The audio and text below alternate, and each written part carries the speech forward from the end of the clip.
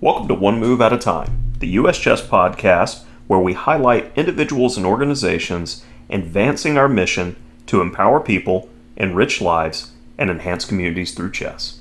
Welcome back to One Move at a Time. I'm your host, Bryan Tillis, and I'm here with a weekend warrior of chess.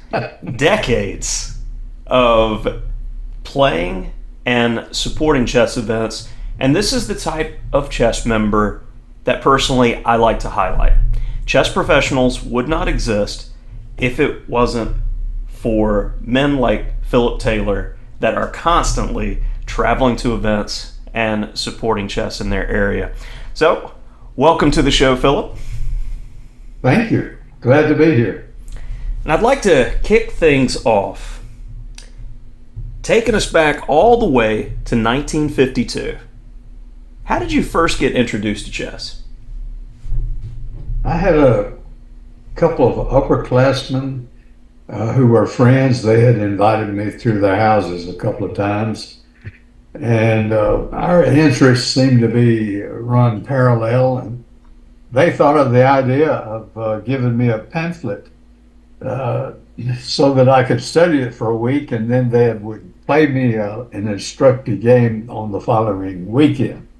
Well, I won both games, and they got busy with cars and girls, and we didn't play anymore. It's amazing how quick that happens when somebody loses from time to time. We very often in the local chess club have people stop by, and then we don't see them again for a while after that. Yes, after Charles Anthony left our chess club that we had founded together, his idea. He got busy trying to elevate his education. And so I would go to chess club, and I always won there. And people stopped coming. They didn't like to get beat. It's definitely a character builder, chess. And on this concept of getting beat, you've been playing tournaments for decades, playing so many games. How do you stay motivated? Well, chess is a challenge. I like analysis. I like solving. I like trying to solve puzzles, and I like keeping my mind active. I have read that older people who keep their mind engaged have a better chance of warding off mental decline. So I have a lot of reasons, but the primary reason is I just love the game of chess. Absolutely, and I've got to support that point of view. We're told all the time we need to keep in shape, we need to eat right, but so little emphasis is put on problem solving and keeping your mind sharp over time, and chess is definitely a fantastic activity for that. Fast forwarding a bit from when you started playing chess, because it's rare I get the opportunity to talk to people who have the lived experience of chess before Fischer, because we had the great Fischer boom in '72 when Fischer competed for the World Championship. And roughly U.S. chess, I want to say in '63, had about 8,000 members. And then after Fischer, say by '75, we're looking at 80,000. Wow. So what was the climate like before Fischer? Was it hard to find tournaments and games? I didn't even know tournaments existed. And I couldn't find anybody that really wanted to sit down and play a game of chess. You know, you could get some youngsters that would push the wood real fast and not think. I didn't enjoy those games, and so I didn't do them. I have probably played a half a dozen speed chess games in my entire life. I just don't like them. I can appreciate that. And I was told that you had large segments of your life, one example being 14 years, where you didn't play any chess, but Charles Anthony, who you mentioned before, gave you a call in 1980. Why was that so perfectly timed? I was approaching 44 years old, and I had just been diagnosed with bone spurs on my in my fifth cervical area. And the doctor said, well, if you get involved in a rear-end collision, you'd likely be paralyzed. Chess then seemed to be, after that operation, I was feeling my mortality. And I was looking for something that I could do just for me. So when Charles came along with the invitation to help found a chess tournament, chess club, I jumped at it. I said, oh, I'm all in. When hearing about your story, Charles came up quite a few times. Would you say that you guys have a friendly rivalry, or is it more in the realm of fierce competition? It's definitely a friendly rivalry, but it is also fierce competition because my level of play is probably around 1,500 now. That's my floor and that's my rating. And his is still up close to 1,900. I think it's 1,890. But when we play, I'm up for the game always. And so our win-loss ratio is still about 50% between us. So in regards to this rivalry, can you tell us about your experience at the Lone Star Open and the performance rating that you had there? Well, I'm not sure that performance rating that I listed as coming from that tournament actually came from that tournament. But I did get that performance rating above 2,300 more than once at tournaments. But at the Lone Star Open, now I don't have the kind of detailed memory that Stuart Rachels has. Stuart Rachels, I think, probably remembers every move in the order of every game he's ever played, plus every game he's studied. And I can't even remember the move I made last time.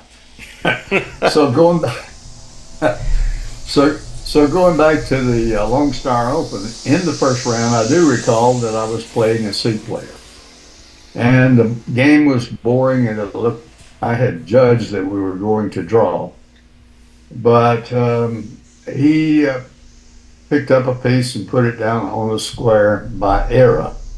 He put it down on the wrong square. He had written down one move and played another move. And after a few seconds, he said, oh, I put it on the wrong square. And he picked it up. See, I wrote it down. And they picked it up and put it on the square he intended to put it on.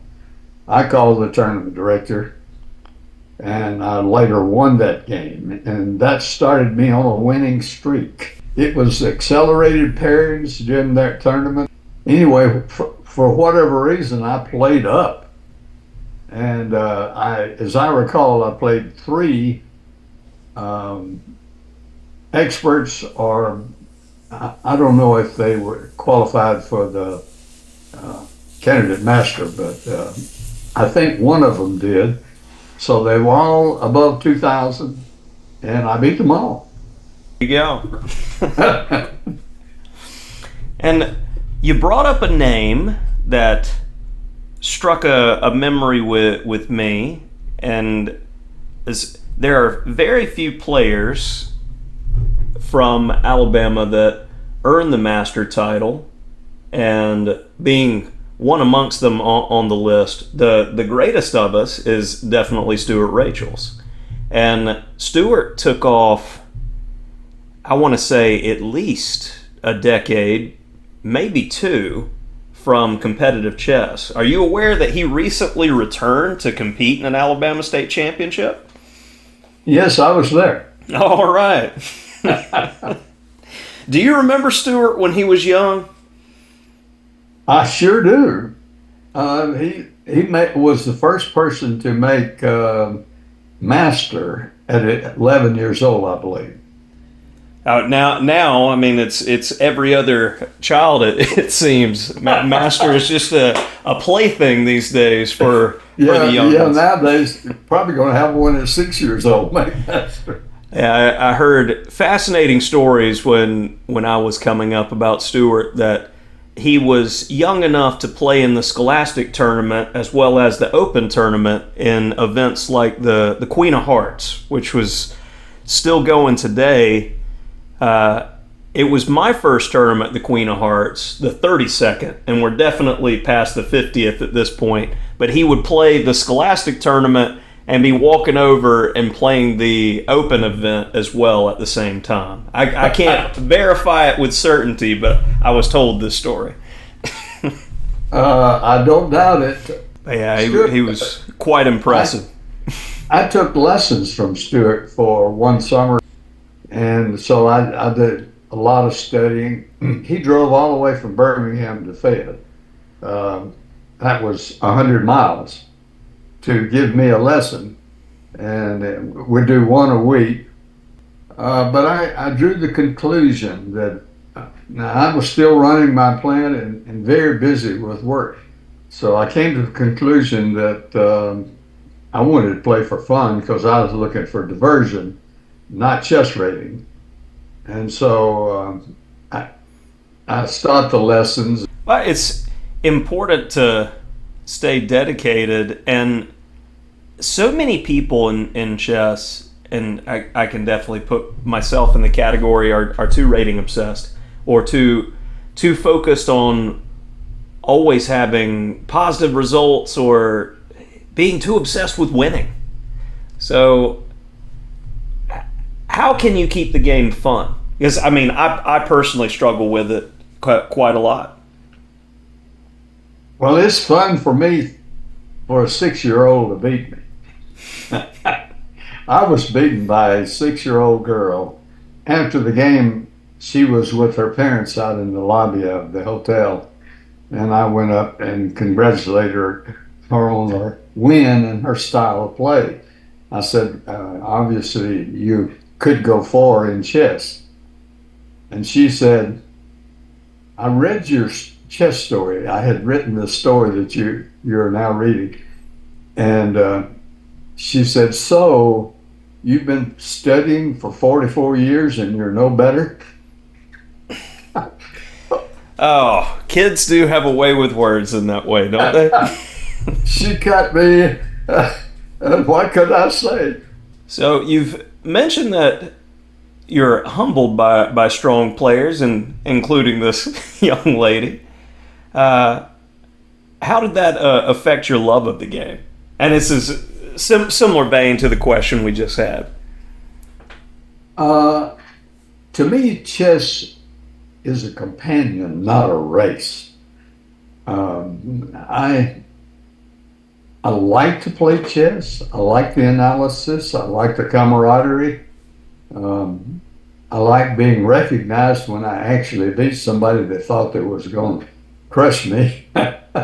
So I have a good game every now and then, but for the most part, my games are flawed.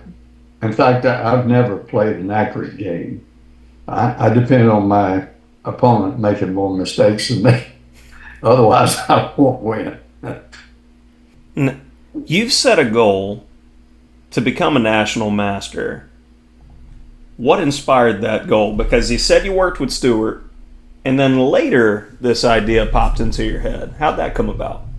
Well, when I retired in 1999, that's 26 years ago. So a person who's retired needs something to be excited about and involved in, to keep interested in life. To me, you stop trying to meet challenges, you actually stop living. So I set this goal when I was 84 years old, and it's a lifetime goal. I recognize 3 kinds of success. Involvement success is the last and, in my opinion, the best. But accomplishment success based on society's values and accomplishment success based on personal values are the other two. But involvement success might not have anything to do with accomplishment. You're just involved in something that is wonderful and you enjoy it. And if I achieve my goal of being the oldest person in the world to, for the first time, become a national master, if I achieve that, it'll be historic. But if I fail, it's unimportant because being involved is what counts. What advice would you give to someone starting chess later in life? Well, if you like to play chess, play it. If you have a weak ego and can't tolerate loss, do something else. Yeah, that sounds about right there. So, I'd like to talk a little bit about your support of Georgia chess and the philanthropy that you've done for many years. Is that it struck me because we met at Castle Chess in Atlanta, and I've been involved with that organization for 18 or 19 years now. And growing up in Alabama, I very often competed in tournaments in Georgia, and seeing your name underneath the Georgia State Championship, it immediately made me have the connection. This is an important person. This is someone who supports chess. How did that come about, and what inspired you to support Georgia chess? Well, I went back in the 80s when I was playing in Alabama. I directed tournaments there, and one year bid on the state championship and got it in our small town of Fayette. So it's not like something that I came up with since I came to Georgia. But the first time I played the state championship in Georgia, it was kind of measly. There's about 75 people, I think, all that showed up. So I proposed to the Georgia Chess Association that I would be willing to guarantee the prize of $8,000 if they would lay out the tournament, the prize funds the way I suggested, and if they would advertise it for 2 months in Chessline. They agreed to those terms, and it cost me nothing the first year because they made money. Particularly, here's my attitude on prize funds. The people who are trying to make a living at it deserve larger prizes, sure. So in the top section or championship section, the prizes should be more and substantial. We need professionals. We need some people to inspire us. So from that point forward, I said, instead of guaranteeing a prize, I'm just going to donate a specific amount toward the prize fund. And I've got to say, just in general, that's a fantastic gift, and I appreciate the support. If nobody else ever tells you, it's doing a great service, because I think about the history of Georgia State champions and those who definitely were motivated to compete. It's getting harder and harder, chess, and I'll say as an aging master, I'm intimidated to play against the youth these days with all their study and resources and materials they have at their fingertips. It's unbelievable the level of play that they're able to achieve in such a short time period. It's scary. So maintaining a prize fund and providing opportunities for professionals, it definitely gives opportunities for the young to aspire to, because chess is definitely a young player's game when we're looking at our overall membership numbers, with, I'd say, roughly 65% of our 116,000 members in U.S. chess are scholastic. So I'm very pleased with the way it's grown, and I think I have had some to do with that growth. It's always a team effort. But yeah, I definitely want to brag on you and impress that what you're doing is making an impact, and it's appreciated. And on that note, if you were to write a final chapter in your chess story, what would you hope it says? I'm going to read this one.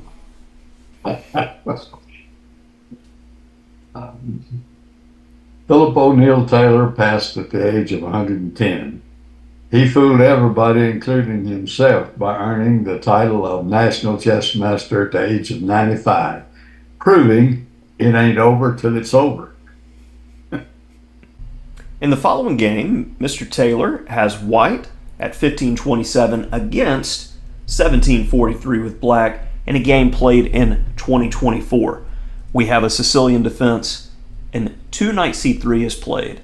And of all of the anti-Sicilian, so to speak, I do like 2 knight c3 the best, as it has the flexibility to be tricky. By that, I mean, with white, I saw in the games when studying Grandmaster Nigel Short that he would very often pivot back into an open Sicilian with knight f3 and d4, depending upon what the opponent does.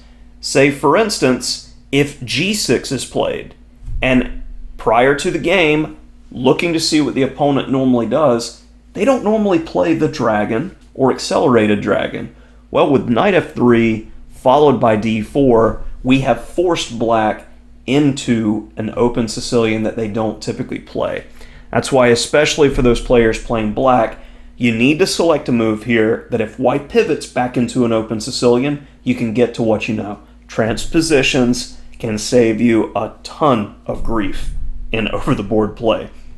So here, the move a6 is played. And I really like this flexible move.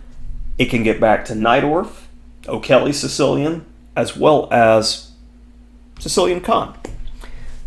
f4 is played, getting the flavor of a Grand Prix attack. And after b5, knight f3 was played in our main game, but I'd like to take a theoretical detour on what I feel is best in playing against this early a6, b5. I want to go g3, and this is actively going to face down black's light square bishop that's inevitably coming to the b7 square. And after bishop b7, bishop g2, we don't have to worry about b4 being played, kicking the knight any longer. And one of the major themes of this line is not committing the knight to f3. It's the most natural square, but it's going to limit on a beautiful sacrificial idea that typically goes in the Grand Prix attack. e6, d3, beautiful structure.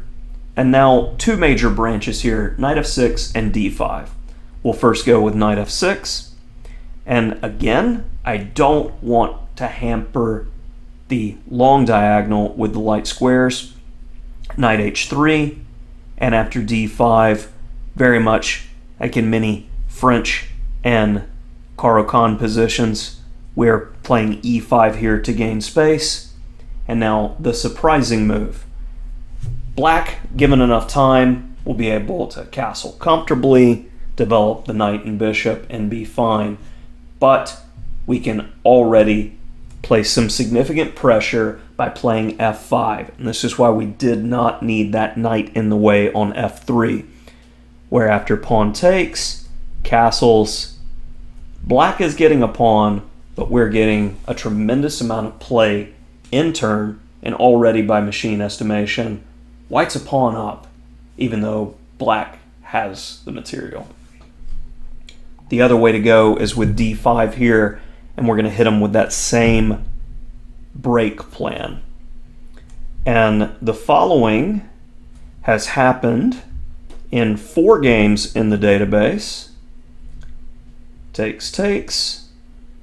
And even though, again, black has the material, white has easy and aggressive attacking play, and it's not easy to see how black is going to get the king safe. Knight h6 is played, and white has scored 3.5 out of 4 from this position, with the most recent game happening in 2021. So back to our main event. Knight f3, very natural move was played. Bishop b7, d4 takes, and it's natural to just immediately capture back with the knight. And I'll very often see this type of mistake happen in my students' games. I'm a big fan of Chessable, and a lot of my students use it to train their openings. But if you turn off thinking and you're going on automatic approach in the opening, got to have that tactical radar on, as we can miss things. Queen takes d4 needs to be played in order to keep some protection on the e-pawn. Knight takes d4 was played, and black missed in the game b4. I think they just had that automatic, okay, yep, I'm playing e6. This is a position I've seen before. Instead of thinking more critically in the position, we very often feel the sense of comfort with structures that we know in the opening. If you've got the time, use it. Bishop d3, and black probably, as soon as they played e6, it is the beginning of the game, and I've very often heard this story that when someone's making a move, as soon as they release the piece, they see exactly what they should have done. This is probably one of those cases. You're putting too much pressure on yourself when this happens. Get up, walk around the room, relax a little bit. You will play better chess. But after seeing this idea, it's hard to let it go with b4. And this is a common theme that we'll see in Con Sicilians. One of the most difficult things to judge for black is when to actually push b4, as it very often can create issues on the dark squares in the future.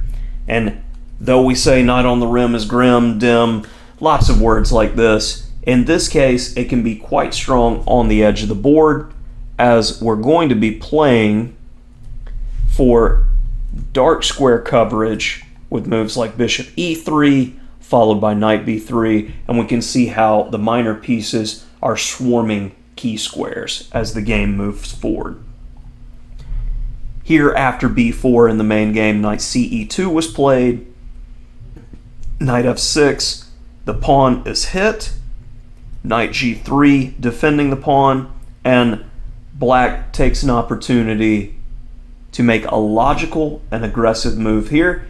If you're a pause your video type of person, now's your moment. What would you do? Here, h5. Knight move to defend the pawn. Well, let's remove the guard. Good counterplay by black here. White plays h4 to stop this idea. Now bishop c5. And we can already see that black's starting to get a little something going here, but want to highlight the resilience of white's play.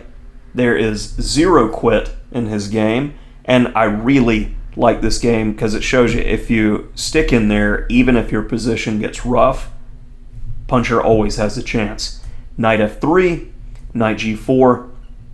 Now we've got to cover some of these squares. Rook f1 covering f2, queen b6. Black's got all of this wonderful pressure in here. Queen e2 trying to cover the entry points. Before rushing the attack, black goes knight c6. If only we can get castled, maybe we can get out of trouble. Black decides to castle, and this is one of those key moments where black is fully developed. If we wait around too much longer here, we're going to get in big trouble. And one motif that I see is the weakness of this d6 square and the rook supporting this pawn. Black wants to get the rook into the game. I feel like we absolutely need to play e5 so this g3 knight could hop into e4, potentially get some of these well-placed attackers off the board. We'd be in decent shape with white. Knight h1 was played. We're going the wrong way with this knight, and it's going to take many moves for this knight to get back to a useful position later. I understand the need for trying to defend, but passive defense is very, very rarely going to work out for you in a chess game. This is where chess and boxing very much have that linear overlap, that if you're only playing defense, you can't ever win. King b8, going long, knight e3, and in order not to lose an exchange, we're going to need to lose a pawn. But in the very least, we have safety and time to attempt to strike back. So starting with g3, now knight g5. Hey, this is good progress considering we still have this knight on h1. We've got a direct threat on f7. We've got open file to work with. And if black wants to get rid of this problem, they're going to have to give up the bishop pair. That's positive progress in this position. Rook d to f8 to cover that weakness on f7. Now e5. And beginning to see the potential of this knight getting to the dream square that we were talking about earlier. Knight e7, followed by knight f2. And we should head straight for this with knight e4, as even though knight e3 is happening, feel the potential of this knight slowing down black for the long term is worth gambling for in the position here. So after knight d5, rook f to e1, and we're hit with the bolt from the blue, knight c3. Now let's get into the complications here.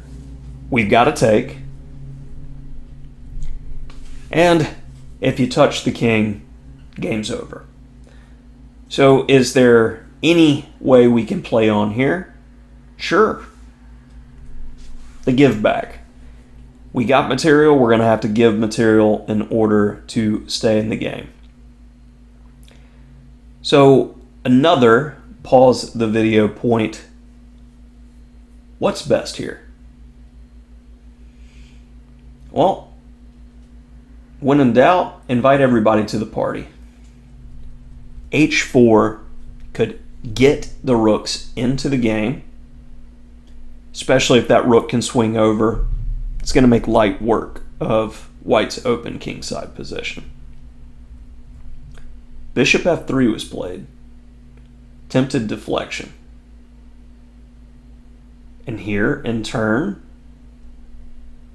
white doesn't miss a beat with doubling down on complications, because there's not many ways to avoid the action that's happening on the b file. What would be the best move for black in this position? We've got the powerful bishop c6 covering the queen and adding more pressure to the pinned b5 bishop. We're simplifying the win, and we can go for that plan with h4 to activate pieces. Black should have a winning position here. But the reason not to give up, as most of the advantage has slipped away at this point, if we play e takes d, and we've got the two minor pieces versus the rooks. What happened in the main game though? Queen takes f3, and it's still a difficult position for white, and black has excellent play there, forcing checks and capturing to keep the tempo. And again, reminding the viewers, when there are still chances in the position, do not give up, do not stop the fight. Rook c8. This is a move that I feel is a little bit questionable. We've got our extra material. We don't need to be defending this pawn. We need to get the rooks into the game. h4, or probably even stronger, f6 is the way to go. As some of these pawns trade, we're going to have open files for the rooks, and the knight is going to get overworked in this position. But when we start seeing a bit of passive play, this is going to give us some opportunities. knight e4, knight d6, and here f6. Try to remove the footing and protection of the knight. Black got in a little hurry here to get the game over. f6. And this move takes a good amount of winning chances out of the position. This is a permanent weakness here. King b7. I want to get my king on a good square, and I'm just going to maintain the tension. At some point, I'm going to swing the rook over and attack this pawn. This is significantly helping White's defensive task by getting rid of that outside h-pawn. Check is played first compared to king b7, and now the king is one square further away from the action. And this is going to be critical later, as without this king in the game, in the endgame, we need to activate the king. Takes. King d3. One move threats have one move defenses. c4, making some progress with our pawn, and the lack of coordination and harmony in Black's position starting to get more difficult here. Rook h5, a4, getting behind the pawn. Easy coverage again. And here, Black needs to play rook a1 and be prepared to check the king or get behind any of the three pawns while we begin to push ours up the board. This should be a win still for Black without too much stress. But as soon as this move f5 is played, a clear plan for White begins to surface with c5. It's all about this king being inactive and the rook not having full activity.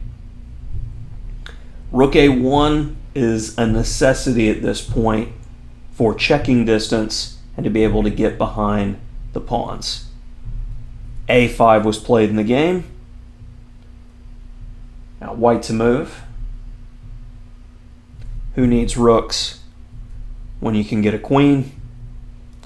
The rook is poisoned due to c takes d7, so it takes. Now don't be in a hurry. You queen the pawn. Rook check with the skewer.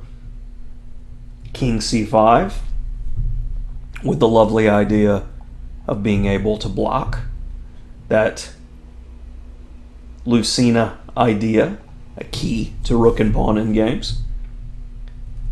Black decided to go for a takes b4, and the game doesn't make it too much longer here. Most critical, which would have gotten the game done a bit faster, is king a6, as we're threatening this back rank mate multiple ways, which is just devastating. e5 can't stop all the threats. But the queen is just too good here, and the only thing we need to watch out for after taking the pawns is stalemate tricks. That would just ruin a wonderfully played endgame. King d7, and we dance a little bit to make sure that we're not going to reach in those drawn positions. a5, and finally, with the dance, Black resigns. Hopefully you enjoyed this episode of One Move at a Time. If you did, hit that like button. We appreciate your support.